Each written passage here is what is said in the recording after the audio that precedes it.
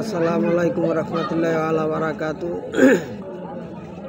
আজকে বাজারে গিয়েছিলাম লাউ শাক কিনতে।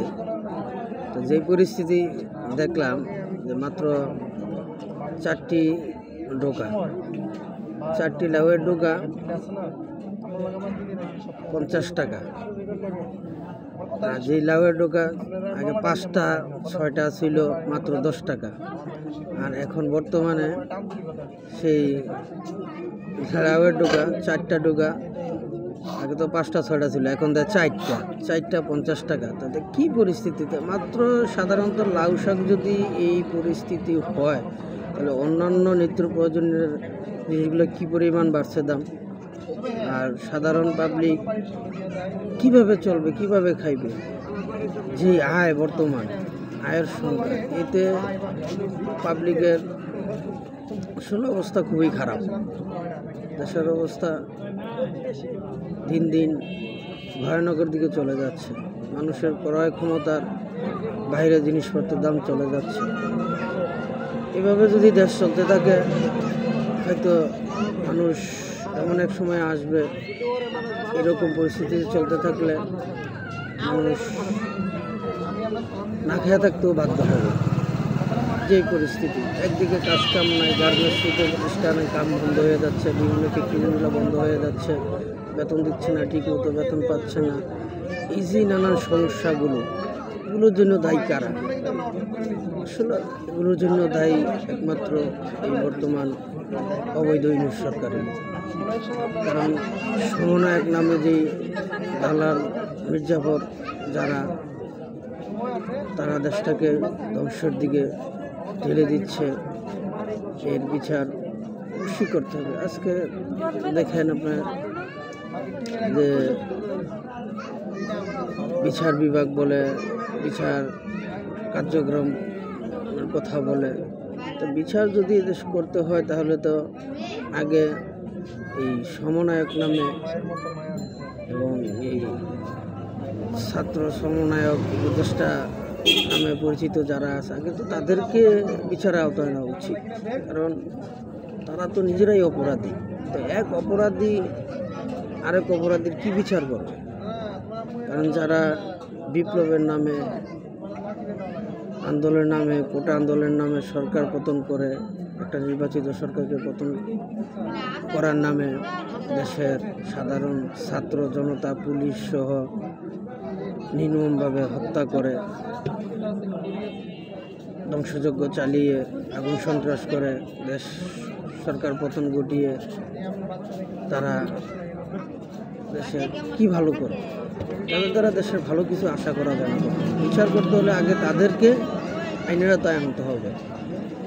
এই সমস্ত সমন্বয়ক, ছাত্র সমন্বয়ক নামে আন্দোলনকারী যারা পিছন থেকে ছাত্রদের, সাধারণ ছাত্র জনতার কাদের উপর ভর করে যারা আগুন সন্ত্রাস, নৈরাজ্য, হত্যা চালিয়েছে, আগে তো তাদেরকে আইনের আওতায় আনা উচিত।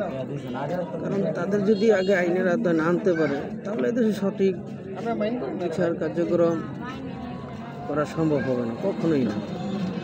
যতই বলে দেখেন, বিগত আওয়ামী লীগ সরকারের আমলে এত দাম ছিল না জিনিসপত্র। হ্যাঁ, দাম অগ্রগতি ছিল, দিন যায় প্রেক্ষাপটে একটা জিনিস আন্তর্জাতিক কোনো বাজার মূল্যস্ফীতি হিসাবে একটা দেশে আপ ডাউন হইতেই পারে, কিছু কম বেশি থাকতে পারে, কিন্তু তাই বলে তো এরকম না, এত ডিফারেন্স তো ছিল না। আজকে মানুষ, সাধারণ ছাত্র জনতা যে আন্দোলন করলো যে তারা, সাধারণ ছাত্ররা চাকরি পাবে এবং নিত্য পণ্য জিনিসের দাম কমবে, বাজার নিয়ন্ত্রণ হবে, এই আশাগুলো নিয়ে তো মানুষ, ছাত্র জনতা মাঠে নামছিল আন্দোলনের জন্য। কিন্তু তারা কি ফেললো আজকে? এর বিনিময়ে তারা কি ভালো কিছু পেল? আমার তো মনে হয় না। দেশটাকে একটা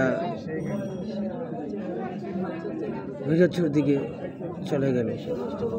আর এই নৈরাজ্য থেকে দেশকে রক্ষা করতে হলে দেশের সর্বস্তরের জনগণকে আবার একতাবদ্ধ হতে হবে এবং আওয়ামী লীগ সরকারকে সমর্থন করতে হবে। আর এদেশে আওয়ামী লীগ হইল স্বাধীনতাকামী দল, বাংলাদেশের স্বাধীনতার স্থীকৃত মুসলিম নেতা, বাংলাদেশের জাতির পিতা জাতির জনক বঙ্গবন্ধু শেখ মুজিবুর রহমানের নেতৃত্বে বিজয় অর্জন হওয়া স্বাধীন বাংলাদেশ। আর সেই বাংলাদেশকে আজকে দেখেন, এই বাংলাদেশ আওয়ামী লীগ সরকার পাকিস্তানের সাথে নির্বাচন করে বিজয় হয়ে আসছে। আওয়ামী লীগ সরকার কিন্তু কখনো ক্ষমতা দখল করে আসে না, দখলকৃত সরকার না আওয়ামী লীগ। এদেশে দখলকৃত সরকার কিন্তু দেখেন আপনি কারা আসছে, যেমন 15ই আগস্ট বাংলাদেশের জাতির জনক শেখ মুজিবুর রহমান সহ সপরিবারকে যখন হত্যা করা হয়, তারপর ক্ষমতা দখল করে আসেন কে জিয়াউর রহমান। তারপর জিয়াউর রহমানকে হত্যা করার পরে এরশাদ আসেন ক্ষমতায়, তারাও অনির্বাচিতভাবেই আসেন ক্ষমতা দখলকারী হিসাবে।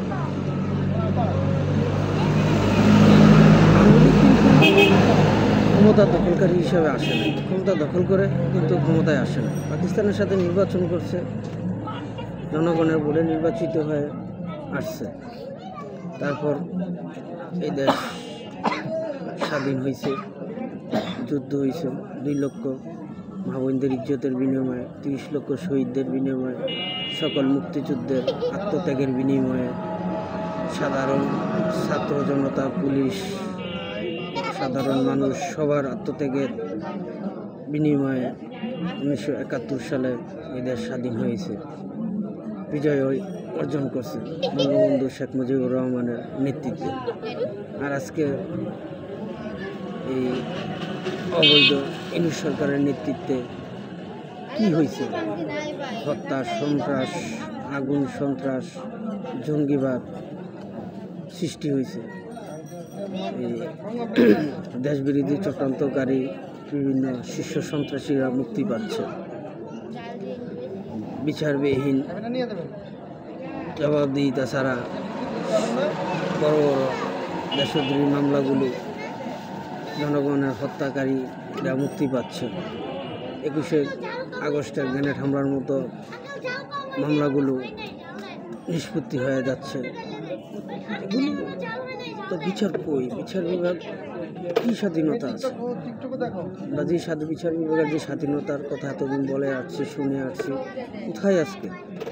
আওয়ামী লীগ সরকার আমলে তো বিচার বিভাগ হয়েছে, ছিল, একটা রায় হয়েছে কোর্টে, কিন্তু বর্তমান তো সেটাও হচ্ছে না।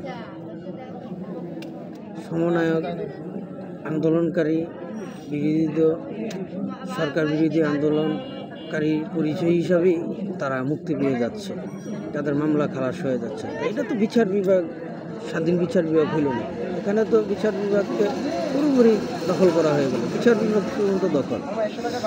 তাহলে এই দখলকৃত দেশ, দখলকৃত ব্যক্তিদের দিয়ে কখনো দেশে ভালো কিছু আশা করা যায় না। আশা করি আমার কথাগুলো সবাই বিবেচনা করবেন এবং আমার কথাতে যদি কোনো ভুল ত্রুটি হয়ে থাকে আমার দৃষ্টিতে দেখবেন এবং আমার ভুলগুলো সংশোধন করার মতো আমাকে সুযোগ দিবেন।